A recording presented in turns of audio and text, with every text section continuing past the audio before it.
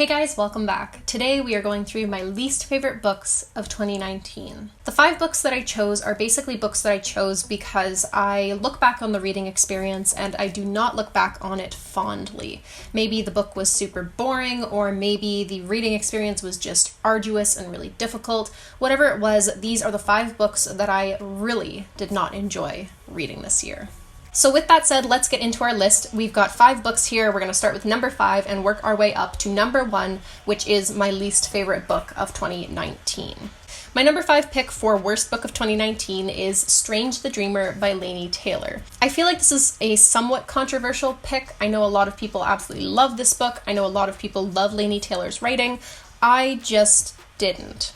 I also tried to listen to the audiobook of Daughter of Smoke and Bone this year, also by Laini Taylor, and I did enjoy that one a little bit more than Strange the Dreamer, but I think what I've taken away from this year is that Laini Taylor is just not my kind of writer. This book had some strengths in the setting and descriptions department, and I think that's why it's at the number 5 spot for me and not at a higher spot on the worst books list, because there were some redeeming factors in terms of, visualization of what the author was trying to get across. I thought that was done very well. But again, Laini Taylor is just not my kind of author, not my kind of writing. I can see why so many people love this book, but for me, it was just a pain in the butt to get through the audiobook, and I did not enjoy it.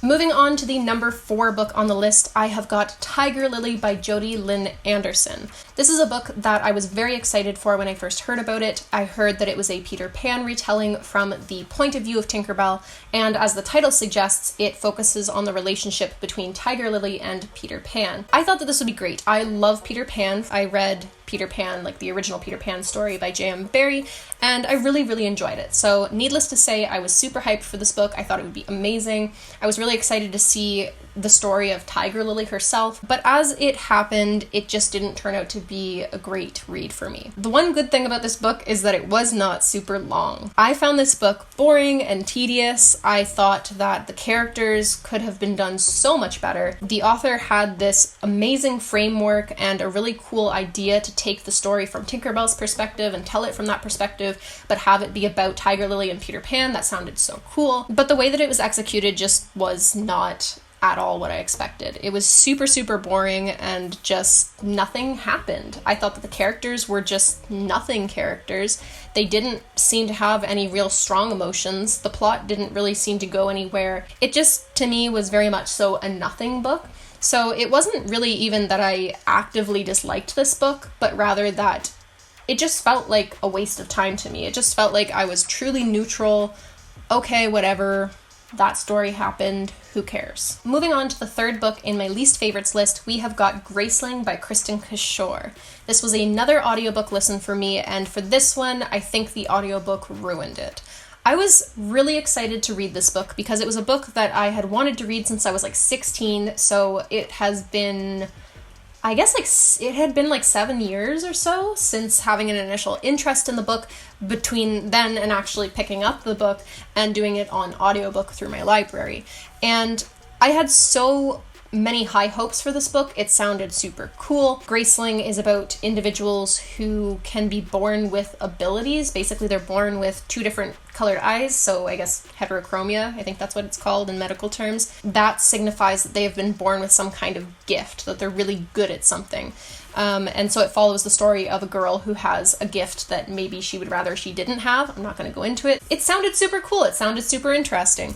Again, I wanted to read it since I was 16 years old, and I hated it. It was just terrible. The reason why this book is not in the number 2 or the number 1 spot is because there were some redeeming factors to it. There were some spots in the book that were supposed to be funny, and I did find them a little bit laughable, and I chuckled at them, and it wasn't so bad that I wanted to put it down every second. But it just wasn't good. I got nothing from the story. I just thought it was boring. I thought it was kind of typical. And I'm so sorry to say this, but the audiobook narrator for the main character, the female voice actor, I hated her performance. Her performance grated on my nerves when I was listening to this book. It just sounded like intense overacting. It was almost like William Shatner level to me. Everything was just so dramatic. And I just couldn't get past that.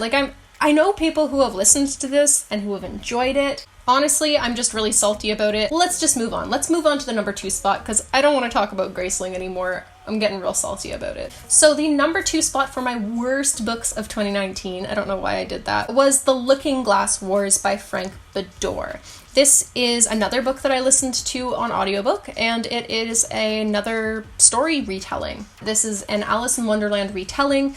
It sounded really cool. It sounded like it was maybe a little bit of like an edgy retelling, but I hated it. I really, really did not enjoy it. I remember there being a distinct lack of originality. The Red Queen character, for example, I feel like you could do so many exciting, cool, innovative new things when you're doing a story retelling and you've got a character like the Red Queen.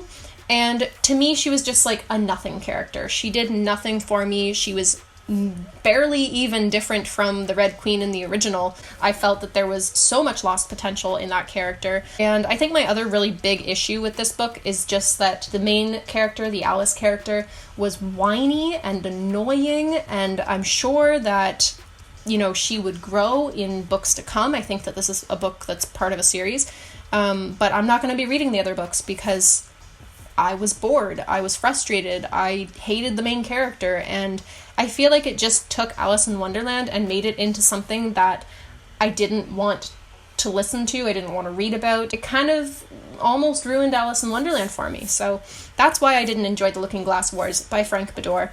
I mean, maybe this is a book that gets better as the series goes on. If you've read the series, do let me know, but I will not be picking up any more of the Frank Beddor books. I just did not like what he did with this classic story. All right, drum roll please. We are at the number 1 spot of my least favorite book of 2019, and I think that if you guys have ever heard me talk about this book on my channel, you probably know what book I'm talking about. I despised this book. I cannot say how much I disliked this book. It was a book that I buddy read with my friend who had similar opinions on this book. We've ranted about it many, many times. I, of course, am talking about The 7 Habits of Highly Effective People by Stephen R. Covey. I did have a physical copy of this book. I did read it in a physical copy, got rid of it as soon as I finished it because I just hated it that much. This book was about 300 and something pages long, and it was like tiny font, tiny spacing. The actual good information in the book, or like useful information to me personally, this is very subjective, but the actual good information that I got out of that book could have been put in like a 20-page pamphlet with reasonable font size and spacing. I recognize that this book has helped a lot of people, that it's an international bestseller for many, many reasons. It obviously really speaks to people and helps a lot of people. But for me, it was a hard book to get through, guys. It felt preachy, it felt meandering, like it just went off in weird tangents. The author would tell personal anecdotes and stories and things that, I mean, I could see how it related back to his point for that chapter or section or whatever, but it just didn't feel worth my while. Like, I just felt like, okay, you told me this story, cool, it broke up the book, which was nice, but I didn't get anything out of it. Like, it really didn't help drive home your point any more than it already had been driven home, if that makes sense. And I felt like that happened a lot. I felt like there was a little bit of repetition as well, where he's trying to like really make his point and explain the same thing 10 different ways when you really only needed a couple of ways. Didn't do anything for me. So that is why The 7 Habits of Highly Effective People by Stephen R. Covey is my least favorite book of 2019. Let me know in the comments, guys. Do you guys think similarly about any of these books? Do you have completely the opposite reaction when I say I hate these books? I don't hate them, I just strongly disliked reading them. Let me know in the comments, though, what you guys think about Strange the Dreamer, what you think about The Looking Glass Wars, Graceling, Tiger Lily, and of course The 7 Habits of Highly Effective People. Anyways, guys, that is it. Let me know what you think in the comments below. If you enjoyed this video, do not hesitate to like and subscribe for future videos. Thank you guys so much for watching, and I hope to see you next time. Bye, guys.